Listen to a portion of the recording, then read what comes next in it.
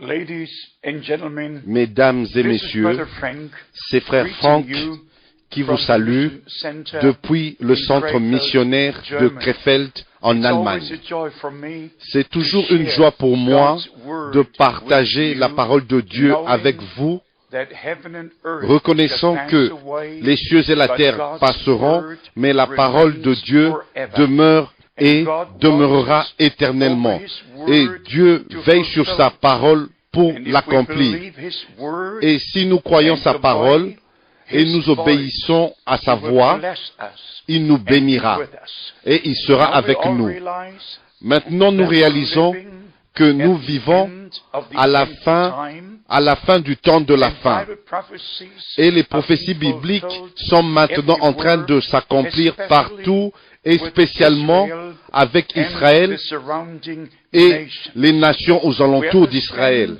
Et nous comprenons par la parole de la prophétie que vers la fin, il y aura un accord de paix, et nous savons, nous entendons les informations internationales que le processus de paix doit continuer et bien sûr sera couronné à la fin, mais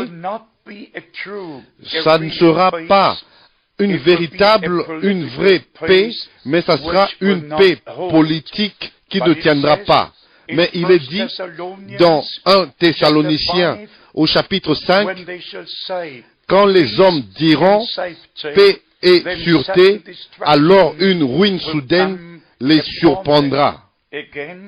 Et encore, dans Daniel, au chapitre 8, au verset 25, nous lisons, à cause de sa prospérité et du succès de ses ruses, il aura de l'arrogance dans le cœur, il fera périr beaucoup d'hommes qui vivaient paisiblement, et il s'élèvera contre le chef des chefs. Mais bien aimés, nous ne pouvons pas aller dans ces détails, même si nous connaissions tous les développements politiques dans les Écritures, cela ne sera pas suffisant. Ceci est le temps de Dieu pour le peuple de Dieu, pour l'Église du Nouveau Testament, pour l'épouse de Christ, d'être préparée, d'être appelée à sortir et ramenée à la parole de Dieu, aux enseignements apostoliques, aux vrais enseignements de la Bible. Ce n'est pas suffisant d'appeler quelque chose le credo apostolique qui a été émis, publié plusieurs années après les apôtres, et où il parle de la succession apostolique que la Bible ne reconnaît même pas. Ce n'est pas suffisant d'appeler quelque chose biblique ou scripturaire ou apostolique. Nous devons sonder la parole de Dieu pour trouver la vérité et pour vraiment confirmer si ce que on appelle apostolique est vraiment apostolique et ce qu'on appelle biblique est vraiment biblique. Nous devons juste comprendre que déjà, dans les jours des apôtres, il y avait des enseignants qui s'étaient déviés des enseignements originaux de la Bible, de la parole de Dieu. Ce n'était pas apostolique selon 2 Corinthiens, chapitre 11, où certains frères ont prêché un autre Jésus, un autre évangile, et il y avait un autre esprit qui était reçu. Et ils prêchaient, mais ils prêchaient un autre évangile, un autre Jésus, ayant reçu un autre esprit. Et ils réclamaient, ils disaient eux-mêmes d'être apôtres, mais en réalité, ils n'étaient pas des apôtres. Et cela, nous trouvons confirmé dans Galates au chapitre 1, où l'apôtre Paul a dit, même si un ange du ciel annonçait un évangile s'écartant de celui que nous vous avons prêché, qu'il soit anathème. Et nous allons dans Apocalypse chapitre 2.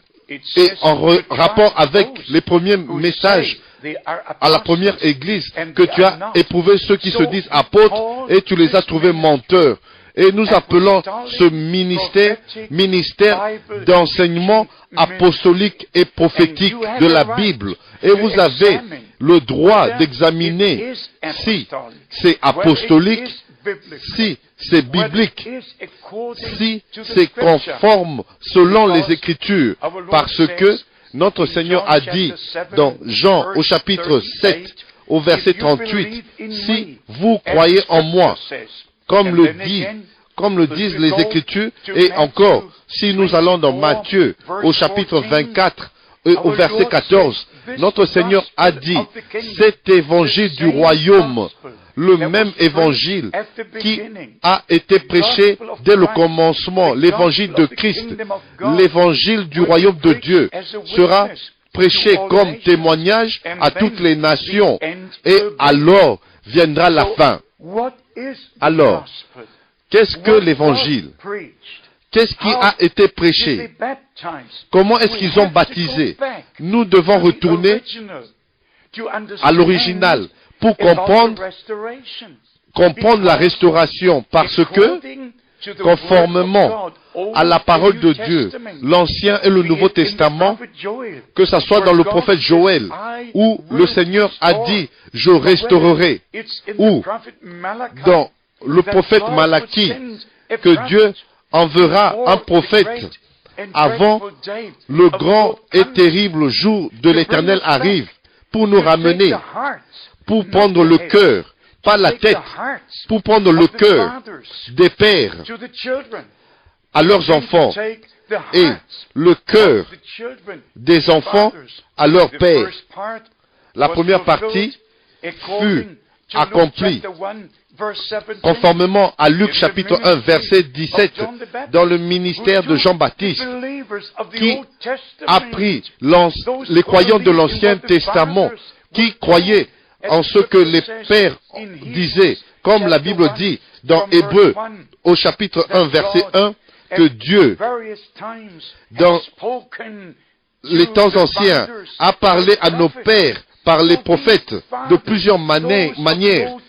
Et ces pères de l'Ancien Testament, croyant la parole promise qui a été donnée aux pères, leur cœur devait être tourné aux enfants du Nouveau Testament, où Dieu continuait à faire l'histoire et pour accomplir ce qu'il avait promis. Et maintenant le temps est arrivé pour que nos cœurs doivent être ramenés au Père apostolique, à la Bible, au Père de la Bible, pas au concile de Nicée ou de Chalcédonie ou d'Éphèse, qui ont eu lieu plusieurs années plus tard, mais retourner au commencement. Au commencement était la parole et non l'interprétation. Et nous devons retourner au commencement. Maintenant, nous savons tous que, conformément à Matthieu chapitre 28, la grande commission a été donnée d'aller dans le monde entier, d'enseigner toutes les nations et les baptiser, les baptisant dans le nom au singulier, dans le nom du Père, du Fils et du Saint-Esprit. Et nous devons connaître le nom afin que nous puissions pratiquer le baptême. Nous devons savoir de quel nom il s'agit, dans lequel Dieu s'est révélé lui-même comme Père, Fils et Saint-Esprit. Dieu est notre Père. Et c'est comme ça que nous prions notre Père qui est aux cieux. Dieu a été manifesté en Christ, le seul Fils engendré qui était Emmanuel, Dieu avec nous. Et le même Dieu s'est révélé lui-même par le Saint-Esprit. Alors Dieu au-dessus de nous, Dieu avec nous et Dieu en nous. Toujours le même Dieu accomplissant son propre plan du salut. Mais de quoi en est-il du nom? Si Père n'est pas un nom, le Fils n'est pas un nom, ce sont des titres. Cela appartient à la personne de qui nous parlons. Si nous parlons dans le naturel, sur le monsieur tel, il peut être père, il peut être fils, et il peut être beaucoup de choses. Il peut être un président, mais ce n'est pas son nom.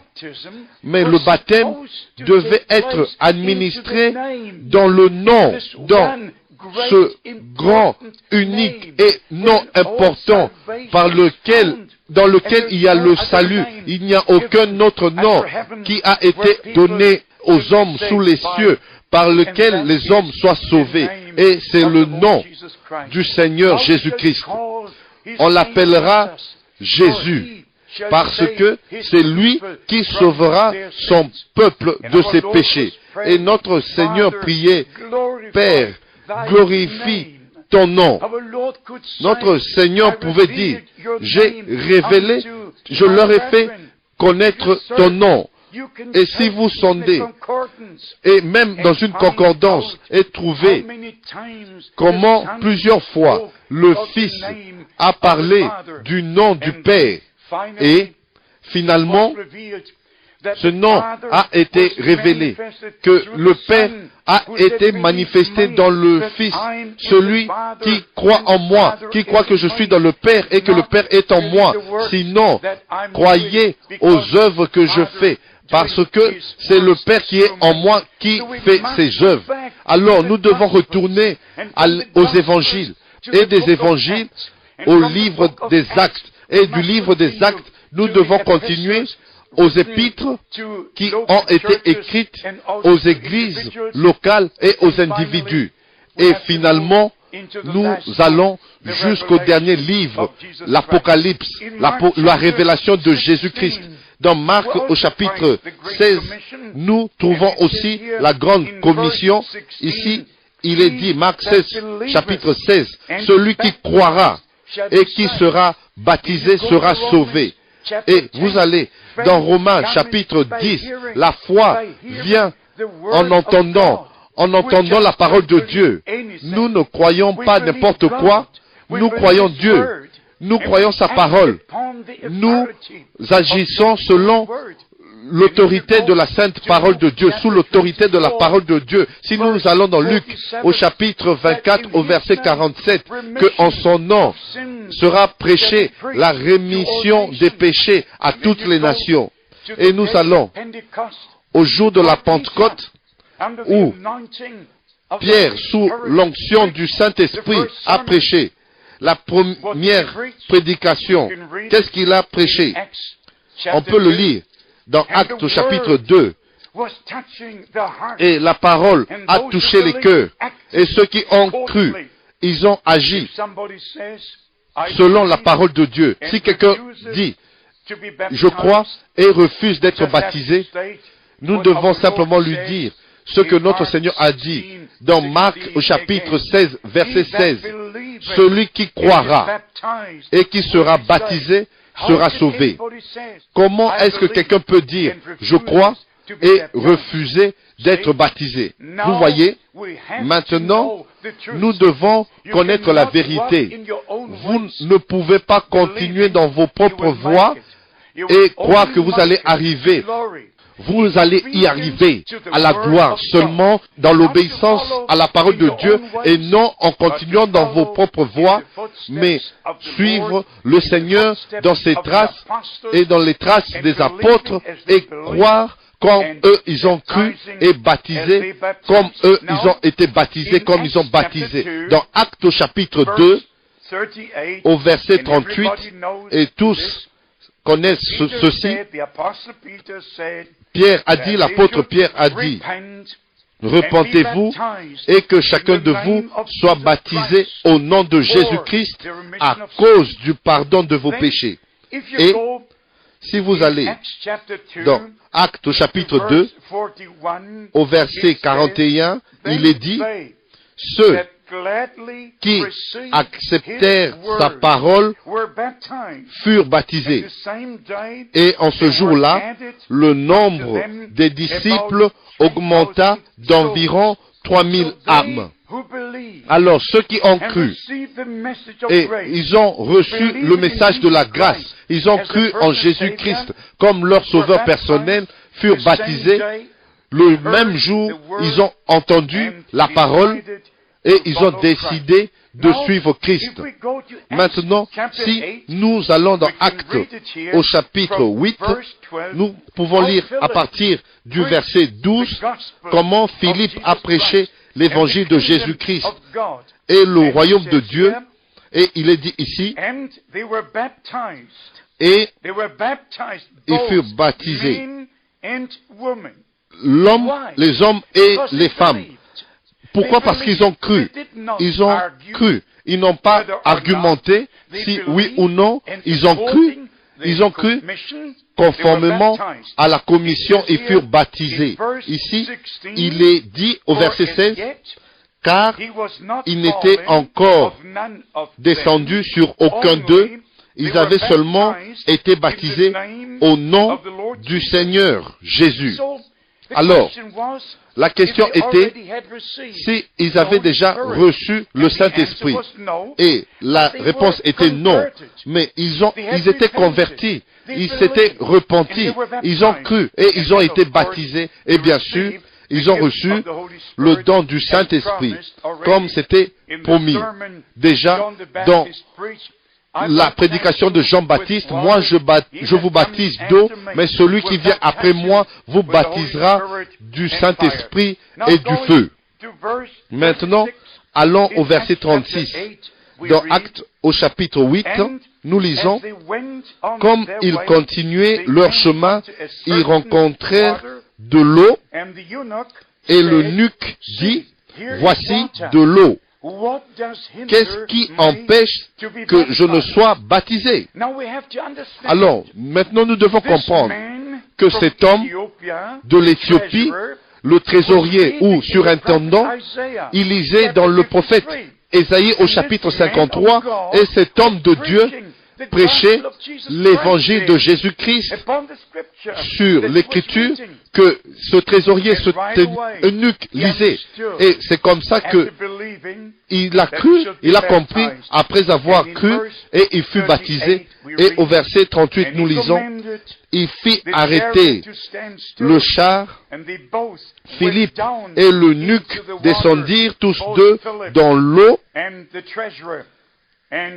et Philippe baptisa l'eunuque. Qu'est-ce que c'est? Aujourd'hui, les gens font de l'aspersion. Ils versent de l'eau 3 fois, parfois 3 fois, et même, il y a une branche du mouvement pentecôtiste. Dans un des pays, il baptise 3 fois. Une fois, dans le nom du Père, et dans le nom du Fils, et dans le nom du Saint-Esprit. Et ne comprenons pas la révélation apostolique de Christ. L'apôtre Pierre, Philippe, Paul, tous ces hommes ont eu la véritable révélation de quel nom il s'agissait pour être baptisé. Ici, nous lisons que l'homme qui a entendu l'évangile pour la première fois, et c'est comme ça, il lisait les Écritures. Et l'homme de Dieu a prêché à partir des Écritures. Aujourd'hui, tous prêchent ce qu'ils veulent prêcher. Mais nous devons retourner aux vrais enseignements véritables de la Bible, afin que les gens croient conformément aux Écritures, à la parole de Dieu, et qu'ils soient baptisés tels que nos frères ont baptisé et ont été baptisés. Alors, ils sont allés tous les deux dans l'eau, et ils furent baptisés, parce que le baptême se fait par immersion. Maintenant, allons dans Actes au chapitre 9, au verset 17, il nous est dit sur ceux qui ont été remplis du Saint-Esprit, et bien sûr, ils étaient aussi baptisés. Ici, il est dit, au verset 18, dans le livre de Actes au chapitre 9, au même instant, il tomba de ses yeux comme des écailles, et il recouvra la vue, il se leva et fut baptisé. Ça, c'est le baptême de Saül de Tarse, l'homme qui a persécuté l'Église, l'homme qui a été envoyé par l'autorité spirituelle de ce jour-là, de ce temps-là. Mais au moment où les écailles sont tombées de ses yeux, en ce moment-là, au moment où l'homme de Dieu qui a imposé les mains sur lui et a dit, « Frère Saül, le Seigneur Jésus qui t'est apparu sur le chemin et maintenant m'a envoyé. » Il m'a envoyé. Premièrement, nous devons être envoyés pour prêcher la parole de Dieu. Et ceux qui croiront au message sont baptisés. Alors Saül, au moment où il s'est converti, il était prêt pour être baptisé. Si vous allez dans Actes chapitre 10, nous pouvons lire dans le livre des Actes au chapitre 10, verset 47 et le verset 48, où l'apôtre Pierre chez Corneille a dit, peut-on refuser l'eau du baptême à ceux qui ont reçu le Saint-Esprit aussi bien que nous? Et au verset 48, et il leur donna qu'ils soient baptisés au nom du Seigneur. Qu'est-ce que je dois dire? Je dois prêcher la doctrine apostolique.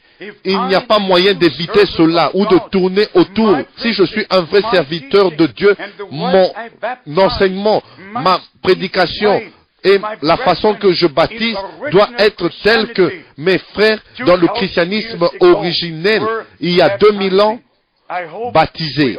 J'espère que nous comprenons tous ce que la parole de Dieu dit.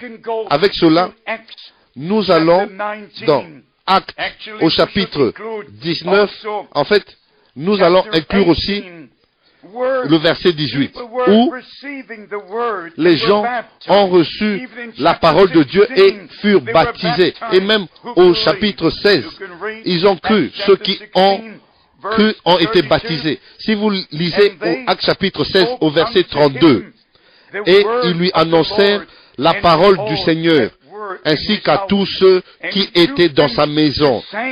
Il les prit avec lui à cette heure même de la nuit, il lava leurs plaies, et aussitôt il fut baptisé, lui et tous les siens. Alors, le geôlier, même la même nuit, dans la même nuit, il se convertit et il fut baptisé, il a agi selon la parole de Dieu. Personne ne peut me dire qu'il a cru et il n'a pas agi selon la parole de Dieu. Et très vite, nous allons dans Actes au chapitre 19, au verset 5. Sur ces paroles, ils furent baptisés au nom du Seigneur Jésus. Alors, mes bien-aimés frères et sœurs, chers amis, de toutes ces écritures que nous venons de lire, nous comprenons deux choses. Premièrement, que ceux qui ont vraiment cru en Jésus-Christ comme leur sauveur personnel, ils furent baptisés. Là, c'est le point numéro 1. Alors, le point numéro 2, il nous est dit précisément comment ils furent baptisés, c'est-à-dire par immersion dans le nom du Seigneur Jésus-Christ. Alors, résumons ce que nous essayons de dire aujourd'hui, en partageant avec vous, mes bien-aimés, dans tous les pays sur la terre, parce que ceci est le dernier appel, le dernier message, le dernier pour nous ramener à Dieu, à sa parole, aux enseignements de la Bible, aux pratiques de la Bible. Nous devons comprendre qu'il n'y a pas de compromis. Il n'y a pas moyen de faire un compromis. Si je pouvais mettre ma veste sur toutes les épaules et être ami avec tout le monde, je dois dire comme l'apôtre Paul a dit dans Galates au chapitre 1, au verset 10, si je plaisais encore aux hommes, je ne serais pas serviteur de Christ, parce que je peux dire vraiment avec assurance, comme lui il a dit, je n'ai pas reçu l'évangile par un enseignant, par un docteur, mais je l'ai reçu par une révélation de Jésus-Christ. J'ai reçu une commission directe des lèvres du Seigneur le 2 avril 1962, juste au commencement d'un nouveau jour, quand le Seigneur a dit, je t'enverrai d'une ville à une autre pour prêcher ma parole. Mais bien-aimés, réalisez s'il vous plaît, que ceci est le dernier moment du temps de la grâce avant le retour de Christ, et la restauration de toutes choses doit s'accomplir. Que Dieu vous bénisse. Et ça serait vraiment bien de recevoir de vos nouvelles. Ce n'est pas seulement que je dois partager la parole de Dieu avec vous. Nous avons aussi de la littérature qui vous aidera à comprendre le plan de Dieu pour le salut. Que le Seigneur vous bénisse et qu'il soit avec vous dans le saint nom de Jésus-Christ. Amen.